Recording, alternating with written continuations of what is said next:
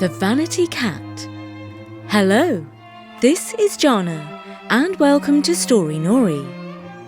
This is a story about a princess cat who is vain. If someone is vain, it means they have a high opinion of themselves. Another word very like this is conceited. But maybe I'm being a bit hard on her. See what you think. In ancient times, a cat lived in the palace with the royal family. Her name was Princess Cat, and she was an exceptionally beautiful cat with fluffy white hair and sky blue eyes. She understood very well that she was beautiful, because everyone was always saying so, and she always felt there was something special about her. In fact, she was quite certain that she was as royal as any human prince or princess. Now it so happened that the one person in the palace who did not stop to admire her or scratch her behind the ears was the king's eldest son. His indifference annoyed the cat very much. Princess Cat could do nothing to get his attention, still less to win his admiration. When he came downstairs to breakfast, she tried escorting him with her tail held high. But when he went into the breakfast room, he let the door swing into her face. Meow! She did not like that. When he was sitting in the garden under a tree, she climbed up onto a high branch and meowed in distress, pretending that she was stuck and did not know how to return to the ground. Surely the noble prince would rush gallantly to her aid. But no, at first he ignored her. And then he moved to another spot in the garden, where her meows could not disturb him. Once she slipped into his bedroom and settled down on his silken pillow. How comfortable she was there! But when he came to bed and saw her, he merely clapped his hands and ordered the servant to remove the pillow and the cat, and to bring him a fresh pillow without any cat hairs on it. So all of her attempts to be noticed, admired, and loved by the prince ended in dismal failure. But worse still, when a human princess visited the palace, his eyes followed her everywhere she went. Princess Cat certainly noticed how he was enchanted by the human princess, and she was so sad and annoyed that she went to hide down in the dark cellar where the mice lived. It was the only place she could go where she could not hear the music and the laughter of the ball that was taking place in the grand hall. The happy sounds made her feel even more sad, because she wasn't included in the human merrymaking. Down in the cellar, she cried to herself.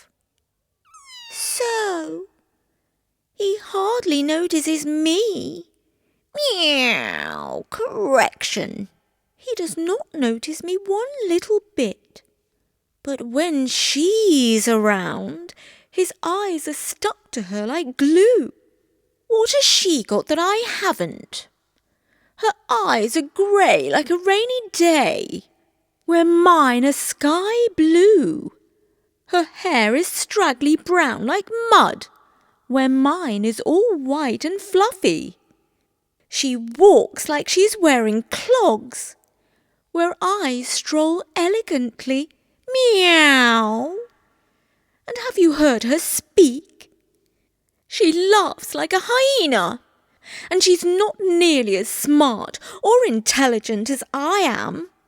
The only thing she's got that I haven't is that she's a human. It's so unfair. If only I was a human, he would love me, not her. I know he would. He wouldn't be able to stop himself falling right in love with me. If only I was a human princess. This isn't fair to us cats. Now it so happened that a number of old things were kept down in the cellar. These included a statue of the goddess of love, Aphrodite no less. this Aphrodite heard the cat meowing pitifully to herself, and she spoke through the darkness. "You are right. If only you were a human princess, he would fall in love with you at first glance." "Meow, well, at least someone agrees with me," meowed back the cat, whose name was Princess Cat. "But he's a fat lot of good, because I shall never be a human princess. He'll never look at me." "Not so," replied Aphrodite. "Love conquers all, at least when I'm around. But remember, 9/10 of life is about showing up. So stop all this pitiful meowing, get up, and go back to the ball." Princess Cat felt inspired by the words of the goddess, and so she rose to her 4 feet. But hang on, not to her 4 feet, but to her 2 feet. And there was a swish of silk and a gust of rose-scented perfume. This was strange. She had never felt like this before. She climbed the stairs back to the ground floor of the palace.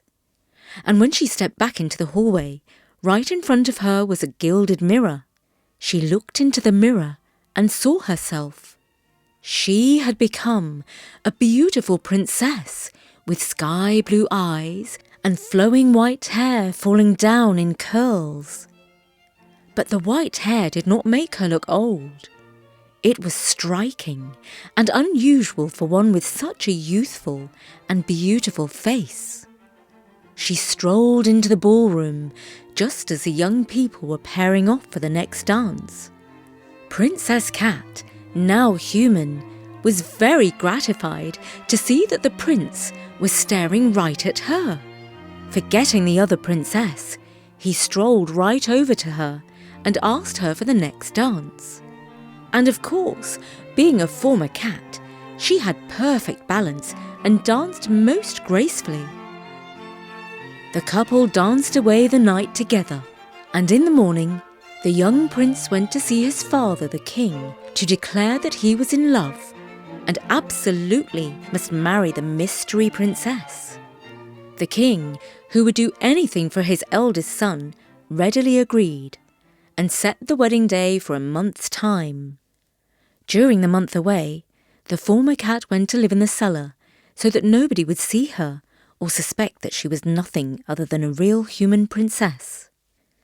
She spent the time happily talking to Aphrodite about love and romance and wasn't ever hungry because there were plenty of mice down in the cellar. On the appointed day of her wedding, Aphrodite dressed her in a wonderful dress and did her hair like a fairy tale princess. Because after all, that was exactly what she was. And she arranged for a golden chariot pulled by a pair of white horses to carry her up the hill to the temple of Aphrodite, where the wedding was due to take place. How the crowds gathered and cheered! Kings and queens, dukes and duchesses, generals and wise counsellors had come from all the nearby kingdoms as honoured guests. At the gates of the temple, she stepped down from the chariot, and all the onlookers were delighted by her beauty, all except for one, and that was the other princess, whom the prince had lost interest in so suddenly at the ball. The mystery princess, who was formerly a cat, was escorted into the temple by the king's top general. The prince was waiting for her at the altar. The moment she had dreamed of for so long had almost arrived. But oh no! As Princess Cat was walking up the aisle, what did she see out of the corner of her eye? But a mouse! A cheeky little mouse who had sneaked into the temple on her wedding day. How dare he! Immediately, she pounced on the little fellow and gobbled him up. The guests had never seen anything like it. They were shocked and amazed. Realising her mistake and covered in shame, Princess Cat ran up a tree and jumped onto the wall of the temple, where she hopped down the other side and ran into the forest, now transformed once again into a cat. Eventually, after the fuss had died down, she sneaked back into the palace to restart her former life as a pampered kitty, which was much more ideal than fending for herself in the forest. And she never again wished that she could be human. And this fable goes to show that a person or an animal can change his or her appearance, but it's much harder to change their true nature. A form of this story has been told many times in many places, including by the Greek writer Aesop. This version was written for Story by Bertie and read by me, Jana.